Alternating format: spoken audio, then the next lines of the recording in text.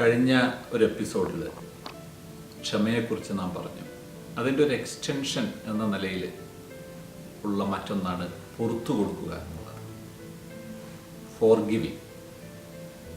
പലപ്പോഴും പറയാറുണ്ട്, കൊടുക്കുക എന്നുള്ളത് ബുദ്ധിമുട്ടാണ്, പക്ഷെ പുറത്തു കൊടുക്കുക എന്നുള്ളത് വളരെ ബുദ്ധിമുട്ടാണ്.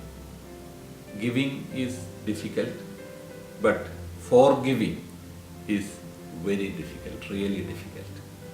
നമുക്കൊക്കെ അറിയാം, ജീവിതത്തിൽ പലപ്പോഴും തിരിഞ്ഞു നോക്കുമ്പോൾ നമ്മളുടെ ജീവിതത്തിൽ ഏതൊക്കെയോ സന്ദർഭങ്ങളിൽ എവിടെയൊക്കെയോ വെച്ച് പലപ്പോഴും നമ്മളുടെ മായിട്ടുള്ള ചില ജീവിതത്തിലെ ഇടപാടുകളിൽ ചില വിട്ടുവീഴ്ചകളൊക്കെ ചെയ്യേണ്ട സന്ദർഭങ്ങളിൽ അത് ചെയ്യാതെയോ മറ്റു നിലയിലോ, അത് പേഴ്സണൽ ലൈഫിലായാലും ബിസിനസ് ലൈഫിലായാലും സോഷ്യൽ ലൈഫിലായാലും ഒക്കെ പല ആൾക്കാരുമായിട്ട് നമുക്ക് എന്തെങ്കിലുമൊക്കെ നിലയിലുള്ള ആ ഒരു ഇൻഡിഫറൻസ് വന്നിട്ടുണ്ടാകും. ഇത് സാധാരണയാണ്, മനുഷ്യ സഹജമാണ്. എല്ലാ കാര്യത്തിലും എല്ലാവരും ഒരേപോലെ തന്നെ ചിന്തിക്കണമെന്നില്ല. It's quite natural.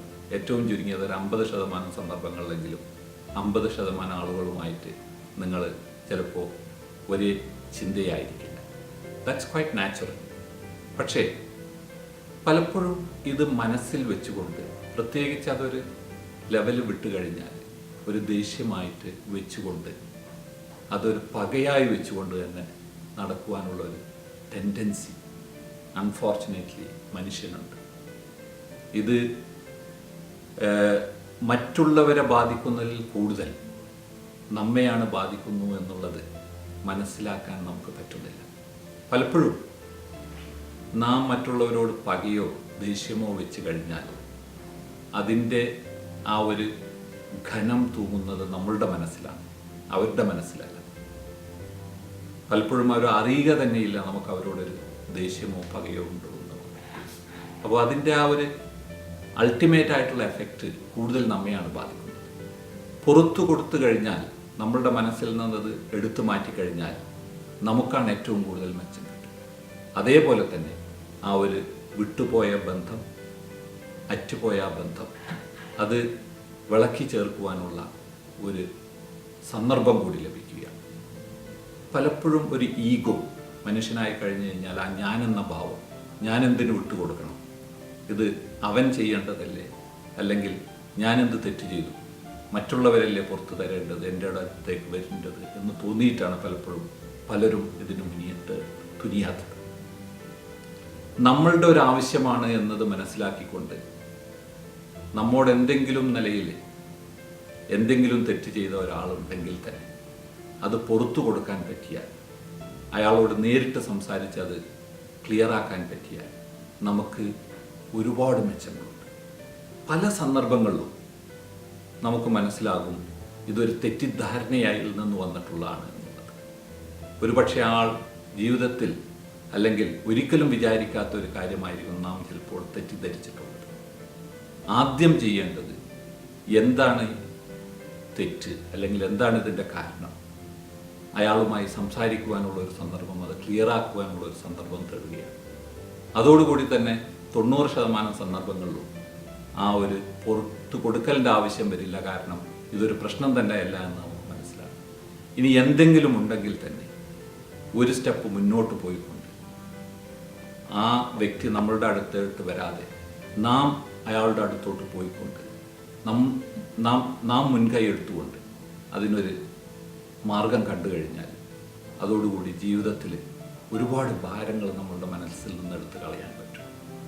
ഫോർഗിവിങ് is not easy. അത് ദൈവം നമുക്ക് പുറത്തു തരണമെന്ന് നാം പലപ്പോഴും ദൈവത്തോട് പ്രാർത്ഥിക്കാറുണ്ട്. നമുക്ക് ഒരുപാട് തെറ്റുകൾ ചെയ്യും.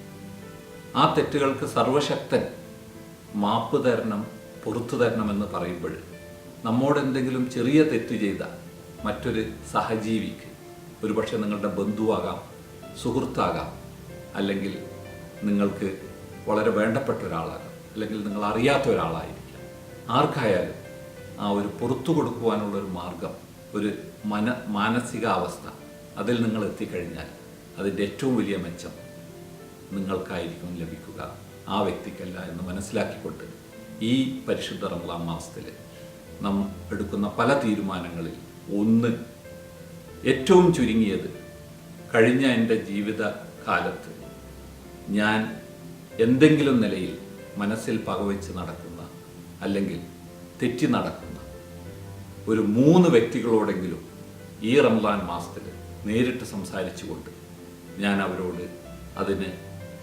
ഫോർഗീവ് ചെയ്യുക, അവരുടെ ഫോർഗീവ്നെസ്സിന് ചോദിക്കുക, ആ ബന്ധം നിലനിർത്തുക എന്നുള്ളതിനുള്ള ഒരു തീരുമാനമെടുക്കുക.